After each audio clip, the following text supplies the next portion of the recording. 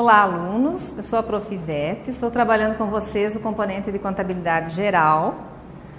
Nós já trabalhamos alguns itens desde o início do nosso componente, que foi a contabilidade, o patrimônio, todos os itens então do plano de contas, as contas, e hoje nós vamos trabalhar os atos e fatos administrativos e a escrituração em si, desde os livros, quais os obrigatórios, né, de como eles funcionam.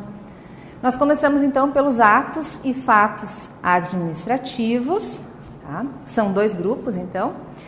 Os atos administrativos, eles correspondem à fiança, ao aval, aos contratos de seguro, à remessa de duplicata para cobrança simples.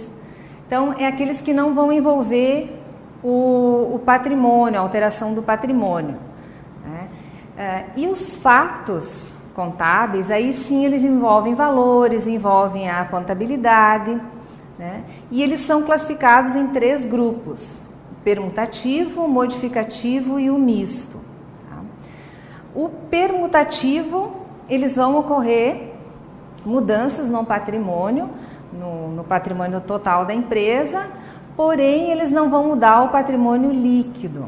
Tá? Então muda entre ativo e ativo, ativo e passivo, valores na contabilidade, mas que não há mudança lá no patrimônio líquido. Tá? Os modificativos são aqueles em que ocorre a mudança no patrimônio líquido. Tá? Eles são também chamados de quantitativos. Quando eu tiver alguma despesa, eu vou mudar o patrimônio líquido, né? Ele vai diminuir o meu lucro lá no patrimônio líquido. Se eu tiver uma receita, que são contas de resultado, também vai mudar o patrimônio líquido, vai aumentar o meu lucro, o resultado.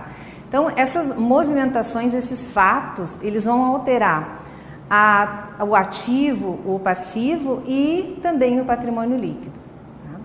E em seguida nós temos os fatos mistos, que eles envolvem o fato permutativo e o fato modificativo. Então, acontece ao mesmo tempo mudanças no patrimônio líquido e também mudanças no ativo e no passivo, nessas contas patrimoniais.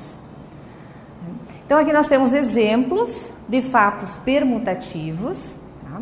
Por exemplo, o recebimento de R$300 em duplicata. Eu tinha no caixa R$1.000 e duplicata a receber 500. Quando eu recebi esses R$300 de duplicatas que os clientes estavam me devendo, eu diminuí esse valor das duplicatas de 500 para 200, eu ainda tenho para receber R$200, e aumentei o meu caixa, porque houve um ingresso de R$300 no caixa. O que aconteceu aqui? Somente alterou contas do ativo, aumentou a conta caixa e diminuiu a conta de duplicatas a receber. Então, esse é um exemplo de fato permutativo. Em seguida, nós temos os fatos modificativos. Então, aí já começa a alterar o patrimônio líquido da empresa. Quando? Paguei uma despesa de telefone, por exemplo, em dinheiro por R$120. Quando eu paguei essa despesa de telefone, que é uma conta de resultado, eu diminuí o meu lucro.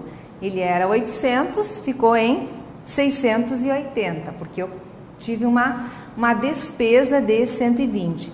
Então, mudou o patrimônio líquido, diminuiu o patrimônio e também diminuiu o meu caixa, porque houve uma saída de valores do caixa. Então, esse é um modificativo porque ele mudou o patrimônio líquido. E o fato misto, nós temos aqui como exemplo o pagamento de fornecedores com juros de R$30. Quando eu paguei fornecedor, eu tive uma saída do caixa de R$150, né, diminuiu o ativo. O fornecedor, a dívida que eu tinha com ele diminuiu. Se era de 500, agora é 350. E esse juro, que é uma despesa, vai diminuir o meu resultado, diminui o lucro para 650. Então, ao mesmo tempo que houve mudanças no passivo, no ativo e no patrimônio líquido, ele se chama fato misto. Tá? Então, fatos e atos administrativos. A escrituração, que é o nosso próximo item, o que ela se refere? Ela é uma técnica contábil, né, em que eu vou registrar em livros, tá, todos os acontecimentos que acontecem na empresa e que modificam a situação patrimonial ou podem vir a modificar o patrimônio da empresa. Né? Então, a escrituração, propriamente dita. O que nós temos? Nós temos os livros onde são lançados esse movimento, essa escrituração da empresa, e eles são chamados de livros principais e os livros auxiliares.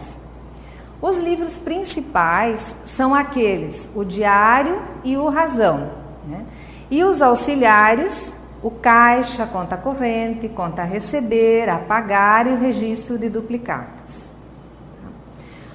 O livro diário, que é aquele que nós vamos lançar toda a movimentação do dia, entradas e saídas, e envolvem todas as contas, fornecedores, caixa, clientes, estoque de mercadorias. Esse livro diário, ele tem formalidades, formas de se apresentar. Então, são duas, as extrínsecas ou externas, né, que é a apresentação do livro. Como que ele tem que ser numerado, encadernado, né, de forma sequencial. E a formalidade intrínseca, né, que é a escrituração propriamente dita. Ela tem que ser em valores em moeda nacional, né, valores em reais, moeda corrente. Então, toda essa parte é a formalidade intrínseca. Tá? E de forma clara e concisa, forma resumida nesse livro diário.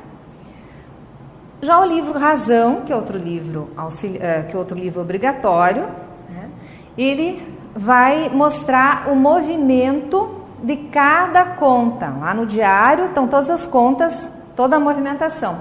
E o Razão mostra o movimento de cada conta, da conta de fornecedores, quando foi a data, quando foi debitado, quando foi creditado. A conta de estoque, o valor que entrou, o valor que saiu, né, os ingressos, as saídas. Então, conta por conta está no livro Razão. Então, aqui tem um modelinho. Se eu tenho, por exemplo, a movimentação do caixa, tá? R$1 milhão de entrada, 800 mil de saída, o saldo 200 mil. Então, o Razão vai mostrar só a conta caixa, a movimentação dela. R$1 milhão menos os 800 mil, 200 mil. Depois eu tenho uma conta de equipamentos com um saldo de 800 mil. Vai aparecer a conta, né, e o código no plano de contas somente com a conta de equipamentos. Então, a movimentação de conta por conta é o que chamamos do livro Razão. Outro livro importante é o de conta corrente. Quando eu quero controlar lá os meus clientes, tudo que eles compraram, quanto eles pagaram, se pagaram em dia, eu tenho o livro conta corrente. Os fornecedores, quanto eu tenho para pagar para empresa X lá. Então, eu tenho um valor, eu sei o valor que eu tenho para pagar, o valor que eu comprei e o saldo. Então, esse é o livro conta corrente. O livro caixa, que é muito comum, né, nas empresas, se ouve muito falar, né, ele vai envolver só a entrada e saída de dinheiro. Né? Então, ele vai aparecer o número do documento, histórico e a entrada e saída de dinheiro. O que importa é a movimentação de dinheiro. E aí, no final, vai aparecer os detalhes ali, o que eu tenho de saldo no caixa. O dinheiro, os cheques, os vales. Eu tenho um resumo de tudo aquilo que ficou no caixa no final do dia. E aí, quanto aos métodos de escrituração, nós temos dois métodos que são conhecidos como o método das partidas simples e o método das partidas dobradas, né, que é o famoso na área contábil. Tá? Então, vai registrar esses fatos através de métodos. A contabilidade tem os métodos para se registrar isso. Tá? O método da partida simples, né, ele só aparece de uma forma, que é o livro caixa, ou contas a pagar. Né? Então, normalmente empresas menores que não visam lucro que vão utilizar esse método. Tá? Então, ele só tem um elemento, não permite o controle global do patrimônio. Método da partida simples. E o método das partidas dobradas, então ele foi divulgado lá no século XV pelo frade franciscano Luca Pacioli, né? E que consiste no quê? Não há devedor sem que haja credor. Então é importante frisar isso, que essa é uma frase assim importantíssima na contabilidade, um conceito importantíssimo, que é esse de que tanto não há credor sem devedor e não há devedor sem credor. Né? Tem que haver sempre um débito correspondendo a um valor do crédito, ou vários débitos têm que corresponder ao mesmo valor do crédito. Os dois lados têm que estar com os mesmos valores. O livro diário e o livro razão adotam esse método das partidas dobradas, certo? E aí, esse diário vai aparecer todos os lançamentos, e no razão eu tenho em separado conta por conta. Quando eu tenho no caixa a movimentação, no razão, tenho numa outra conta de contas a receber, né, a movimentação também, e esses valores vão fechar, o débito e o crédito vão fechar. Então, tanto o diário como a razão vai adotar o método das partidas dobradas. E o partida simples é o livro de caixa e o de conta corrente, que nós já comentamos há pouco. E aí nós temos o lançamento. O que é o lançamento? É a forma como nós vamos processar essa escrituração desses dados todos que vêm, que nós recebemos, as notas fiscais, os cupons, os recibos. Tá? Então, nós vamos ter que fazer lançamentos na contabilidade. Tá? De que forma se faz isso? Existe uma regra? Sim, existem regras, sequências, né? E os elementos importantes que não podem faltar nesses lançamentos. O que seriam?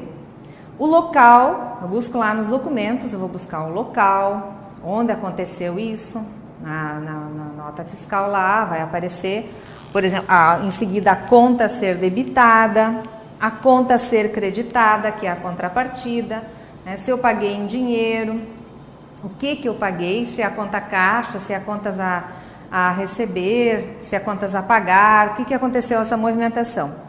Então, local e data, a conta a ser debitada, a conta a ser creditada, o histórico de forma concisa, mas eu vou considerar lá, compra de determinado bem conforme nota fiscal, número tal, de empresa tal, né?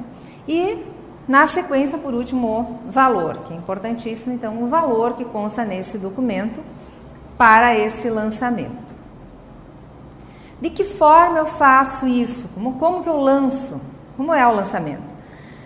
Eu vou, primeiro passo, descobrir, localizar o local, a data, o documento, né? Que documento que foi emitido, se foi nota, se foi recibo, o que está envolvido ali, que mercadoria que está envolvida, que contas que eu vou utilizar, o que é isso ali, se é uma compra do imobilizado, se é um material do expediente. Eu já vou preparando ali o histórico, né, com os dados da nota, o número, série. E também descubro qual é a conta que vai ser debitada, a conta que vai ser creditada, e em seguida eu efetuo esse lançamento lá no sistema de contabilidade. Aí nós temos fórmulas de lançamento, nós temos 4 fórmulas de lançamento. A primeira fórmula, que é a mais simples, debita o quê? Acontece o quê? Ela faz um débito e corresponde a um crédito de igual valor. Então, se eu tenho uma compra de veículo no valor de R$25 mil, eu vou debitar veículos, que é lá do meu imobilizado, né? Vai aumentar o imobilizado, debito o imobilizado, 25 mil, e vou creditar a conta caixa, porque vai sair dinheiro, tá? Vai ter uma retirada de dinheiro para pagamento desse veículo. Então, a primeira fórmula é somente um débito e um crédito. Quando ocorrer esse tipo de lançamento, se chama de primeira fórmula. Uma conta no débito e uma no crédito. O de segunda fórmula, quando ocorre um débito e mais de uma conta no crédito. Os veículos, usando o mesmo exemplo ali da compra dos veículos de R$25.000, se eu comprar esse veículo e pagar uma parte em cheque e outra parte a prazo, né, eu vou ter que fazer 2 lançamentos de crédito. A conta de débito permanece a mesma, né, debito veículos, que é R$25.000, porém o crédito, a contrapartida, vai ser a conta de banco, porque vai sair dinheiro do banco, 12.500, que é 50% que eu emiti o cheque, e eu vou ter uma obrigação ainda de R$12.500, que é a conta de duplicatas a pagar. Então, a segunda fórmula, um débito e mais de 2 ou mais créditos. A terceira fórmula das 4 fórmulas se refere a 2 débitos vão fechar um crédito de igual valor, 2 ou mais débitos. Se eu vendo uma mercadoria, recebo 50% à vista e 50% a prazo. O total dessa venda, desse estoque, dessa mercadoria é de R$100.000. Por enquanto eu vendo só o estoque sem lucro, né? Nas próximas aulas nós vamos ver um pouco mais aprofundado essas vendas. Então, se eu vendo a mercadoria e uma parte eu recebo à vista e uma parte eu fico com um direito de receber, eu vou ter um débito na conta clientes e um débito na conta caixa. E um crédito de estoque de mercadorias no valor de R$100.000. Vocês vão ver que o valor dos 2 débitos, 50.000 na conta clientes e 50.000 na conta caixa, vai fechar o valor do estoque da mercadoria, que é de R$100.000. Houve uma saída, uma baixa do estoque de R$100.000 e houve um ingresso, uma parte no caixa e uma parte em direitos na conta de clientes que eu tenho para receber. E ainda, voltando um pouquinho na quarta fórmula, nós temos então, a quarta fórmula vai envolver 2 ou mais débitos e 2 ou mais créditos. Se eu tenho pagamento de impostos em dinheiro de R$100 e salários, ao mesmo tempo paguei salários R$1.000 com cheque. Então, quando eu paguei essas obrigações que eu tinha em aberto, eu vou debitar elas, debitando imposto a recolher e debitando a salários a pagar, eu tenho a contrapartida de que forma eu paguei isso. Então, eu vou creditar o banco, porque eu paguei R$1.000 em cheque, esses salários, e vou creditar os R$100, porque eu saí o dinheiro do caixa, eu paguei R$100 em impostos. Nessa quarta fórmula vão ser 2 débitos e 2 créditos. Aí encerra então essa parte da escrituração. E aí uma boa noite a todos, né, e bons estudos.